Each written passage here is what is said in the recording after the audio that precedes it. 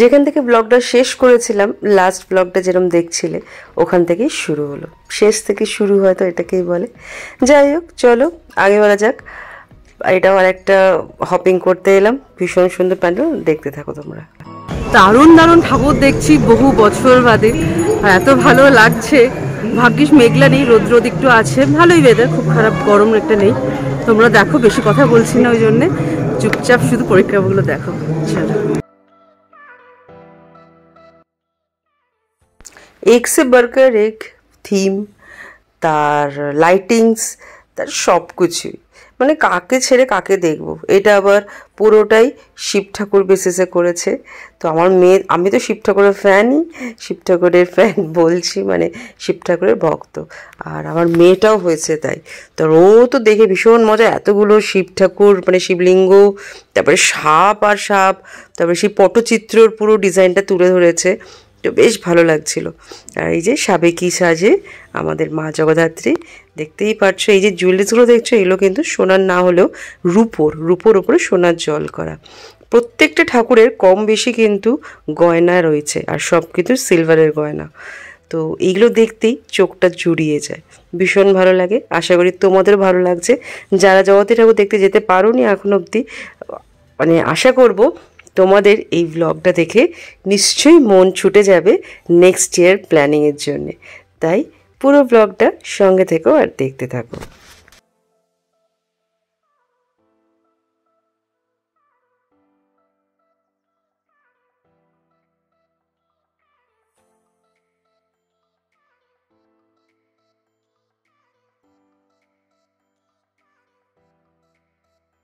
এতটা লেট হতে চলেছিল, তাই আমরা অনেক ঠাকুরই বলছিলাম না নেবে, স্কিপ করছিলাম। এইটাও একটা ভীষণ বড় জায়গা, এটাকে বলে বুড়ো কালীতলা। তো এইটাই হচ্ছে একটা কালী মায়ের মন্দির, তার পাশেই জগদ্ধাত্রী ঠাকুরের পুজোটা হয়। এটা তো প্যান্ডেলটা বানিয়েছে, বাট বেসিক্যালি এটা এরকম, সামনেটা পুকুর, এটা রিয়েল পুকুর না, এটা একটা ছোট্ট মানে একটা জলাশয় করে রেখেছে। ওটা কিন্তু আর্টিফিশিয়াল নয়, ওটাও রিয়েলি, ওর ওপরেই মানে পুজোটা হয়।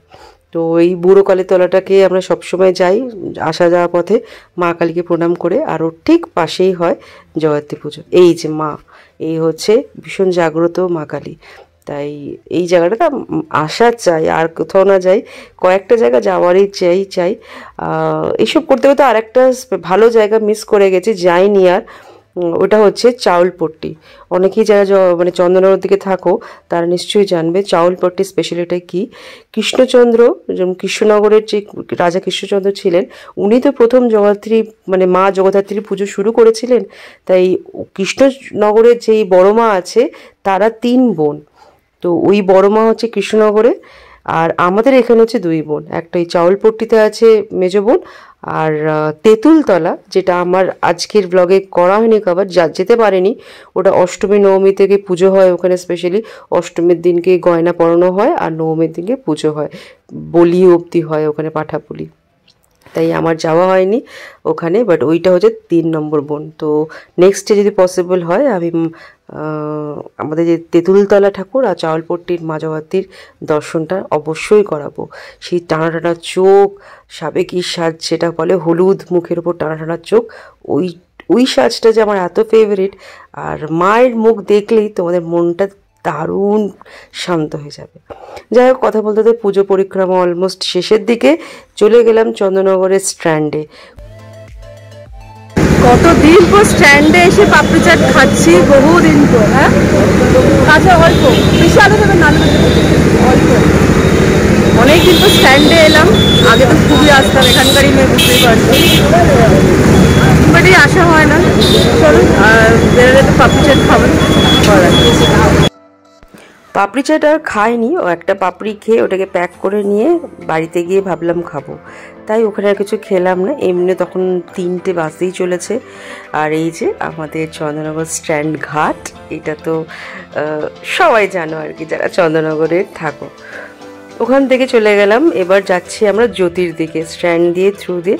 তো এটাও আর একটা ওই জ্যোতির দিকেই যেতে গিয়ে পড়েছে আর কি, আর কয়েকটা প্যান্ডেল। লাইটিংটা সন্ধ্যেবেলা থেকে যতটা পেরেছি, ওই মানে দুপুর থেকে যতটা শুরু হয়েছে লাইটিং, ওই একটু একটু করে স্ট্রিট কী বলে ওগুলোকে, স্ট্রিপ লাইট জ্বলছিল, হ্যাঙ্গিং লাইটসগুলো, ওইটাই দেখছিলাম। আর এইগুলো তো পুরোটাই লাইটিং, বাট দুর্ভাগ্যবশত দেখতে পারলাম না, কেন একটু সন্ধে হলেই লাইটিংগুলো দেখতে পারতাম। কাঁচ টাঁচ দিয়ে ভীষণ সুন্দর করেছে, রাস্তার ওপরেই। প্রথমে ভাবছিলাম নামবো না, বাট যেই মামাটা টোটো চালাচ্ছিল সেও ছোটোবেলা থেকে আমাদের দেখে, সে বলল অবশ্যই ভেতরটা গিয়ে দেখো, ভালো লাগবে। আর ভাগ্যিস গেছিলাম, ভেতরটা ভীষণ সুন্দর করেছে, ছোটোখাটোর মধ্যে হলো খুব সুন্দর করেছে।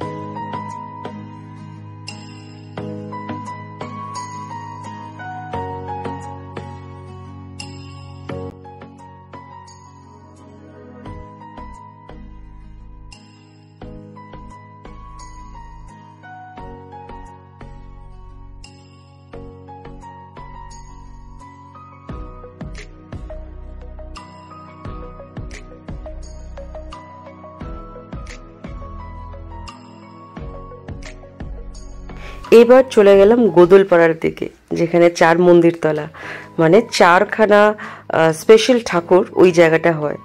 জ্যোতির তেমাথার থেকে আরও পেছন দিকে আর কি, গোদলপাড়া বলে ওই জায়গাটা। তো ওখানে যে প্রত্যেকটা প্যান্ডেল এক্স বার্গার এক হয়। আর এইটা তো পুরো ওই যে কি বলে ধান দিয়ে করা, পুরো ধানের শীষ ধান দিয়ে পুরো প্যান্ডেলটা করেছে। খুব সিম্পলের মধ্যে, তাও ধানগুলোকে যে লাগিয়ে লাগিয়ে করেছে সেটাও দেখার মতন। এরপরে চলে যাব যে প্যান্ডেলটা, সেটা চোখ ধাঁধানোর মতন। বুঝতেই পারছো জায়গাটা কি বানিয়েছে। হ্যাঁ, পুরো সি ওয়ার্ল্ড, জলের তলায় মারমেড বেসিসে একটা দারুণ প্যান্ডেল। জানি না কলকাতা কোনো প্যান্ডেল এরকম করেছে কিনা, আমি অবশ্য এবারে পুজো পরিক্রমা করি না, অনেক বছর হয়ে গেল, বাট এইটা আমার কাছে প্রথম দেখা। পুরো জলের তলাটাকে তুলে ধরেছে, গিনি দেখে তো মানে অস্ট্রাক আমরা সবাই, তাই অবস্থা আমাদের।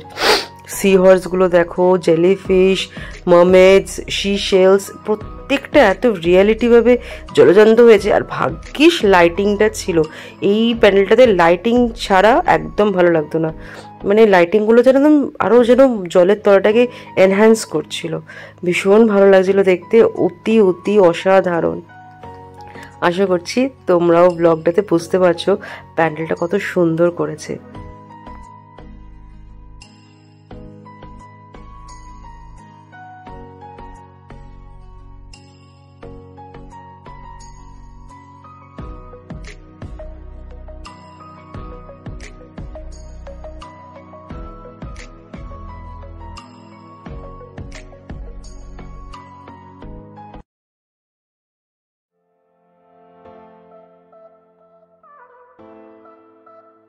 আস্তে আস্তে বাড়ির দিকে রওনা দিচ্ছি।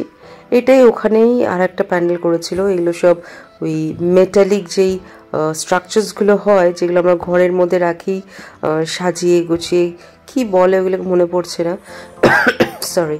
তো ওই জিনিসের ওপরই দেখলাম, কেন অনেকের বাড়িতেই এই মেটালের এই ধরনের শো পিসেস থাকে।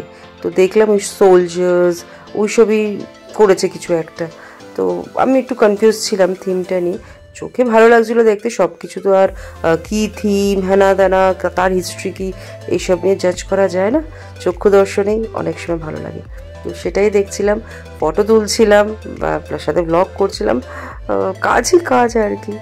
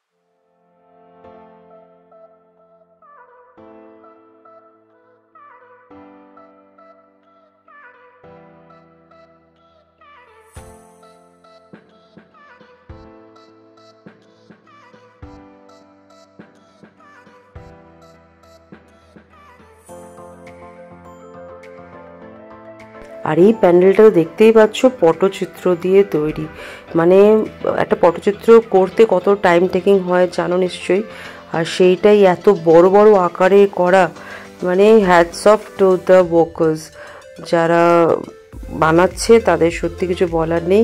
আর আমার নিজের বাড়িতে পটচিত্র অনেক কিছু আছে, and I admire that work. তো খুব ভালো লাগছিল দেখতে, খুব সিম্পলের মধ্যে ছোটোখাটোর মধ্যে করেছে, কিন্তু অসাধারণ হাতের কাজ। তাই দেখি অনেকক্ষণ এখানটা টাইম স্পেন্ড করেছি, ফটো তুলছিলাম, ভীষণ ভালো লাগছিল। এরপরে চলে যাব যেটা মেন অ্যাট্রাকশন, যেটা আমাদের চন্দননগরের সব থেকে টলেস্ট ঠাকুর যাকে বলে, আমাদের তেমাথার ঠাকুর।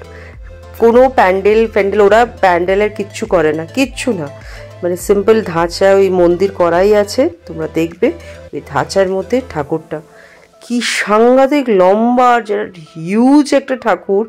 আর চালচিত্তি যেটা লাগানো হচ্ছিল ওই সময় আমরা গেছিলাম, তো ক্যাপচার করতে পেরেছি। তো সঙ্গে থাকো, পুরো জিনিসটা তোমাদের কাছে তুলে ধরবো।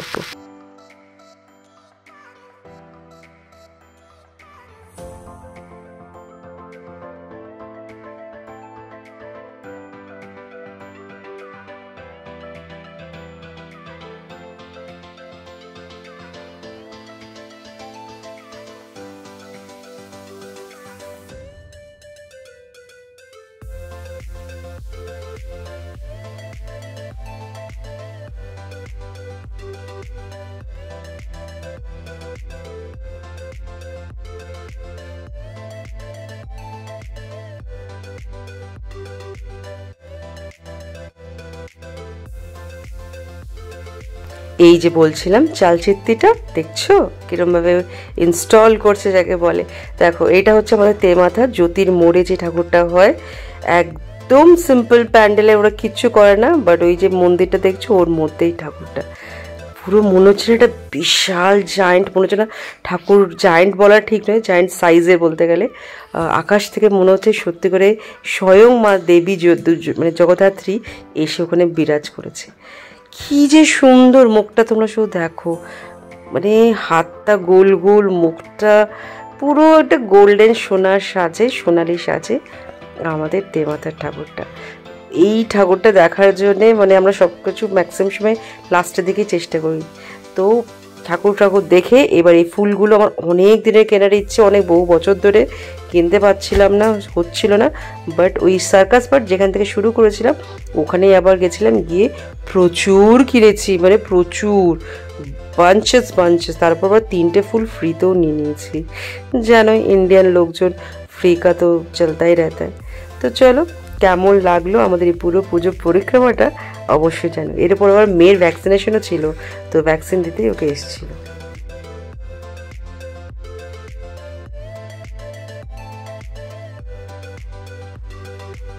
হে এভরিওয়ান, চলে এলাম অনেকক্ষণ বাদে তোমাদের কাছে।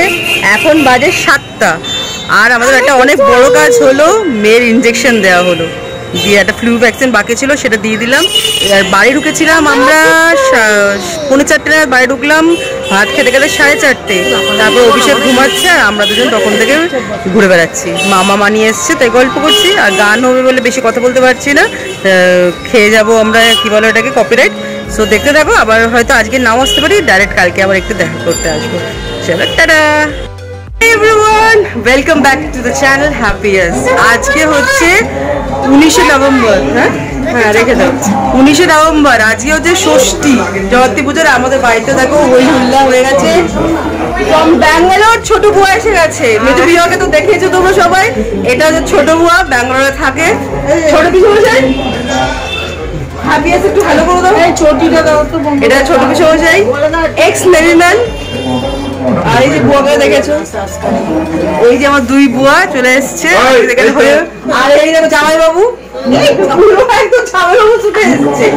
বিশ্বমশাই সব এক্স বিএসএ, মানে আমাদের বাড়িতে সব হচ্ছে ডিফেন্সের লোক।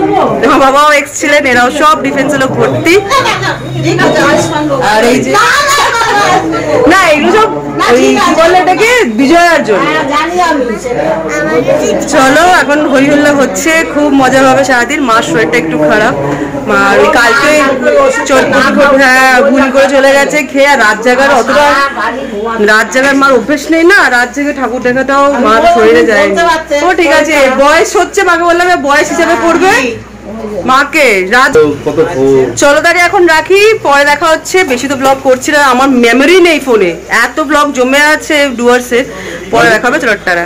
হ্যাঁ এখন সব খেতে বসে গেছে। ও তুমি বুঝতে পারছো? হ্যাঁ স্পন্সরশিপ না, হয়তো দেখতেই হবে। ম্যাচ দেখার জন্য সব তাড়াতাড়ি লাঞ্চ সেরে ফেলছে।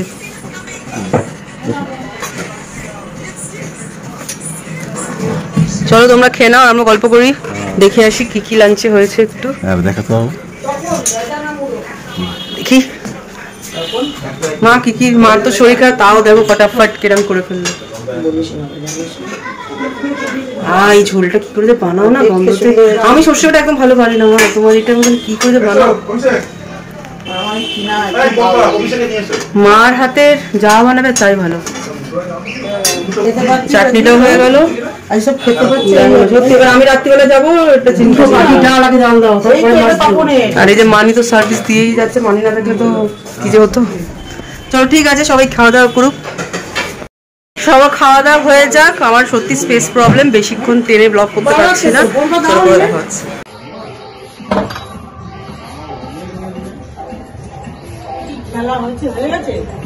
চায়গ্রাম থ্যাংক ইউ থ্যাংক ইউ। না তুমি কি দেবো না গো সুপাকসা।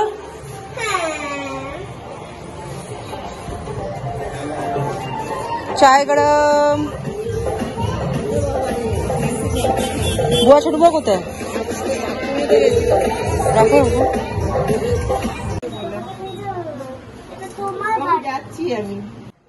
এবার আস্তে আস্তে বুয়ারাও বাড়ি যাচ্ছে।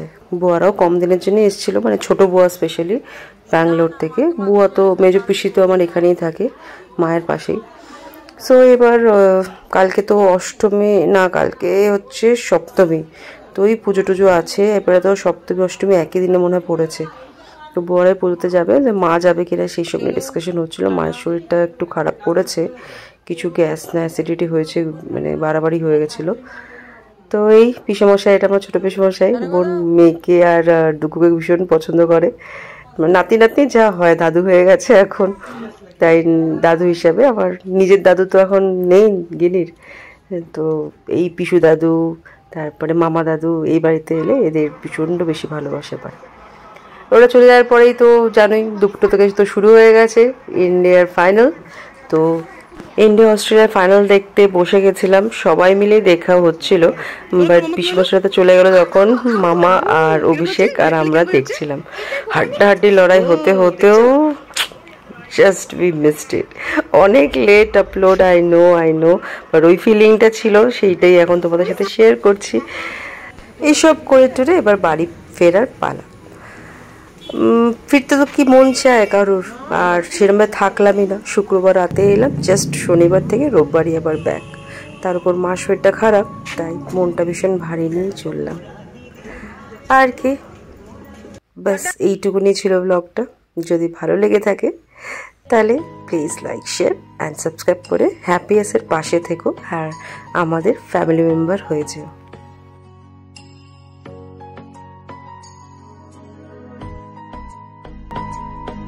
বাড়ি ফিরছি, তার আগে ভাবলাম একবার আমাদের পাড়ার যে জগদ্ধাত্রী ঠাকুরটাকে দর্শন করে নিই।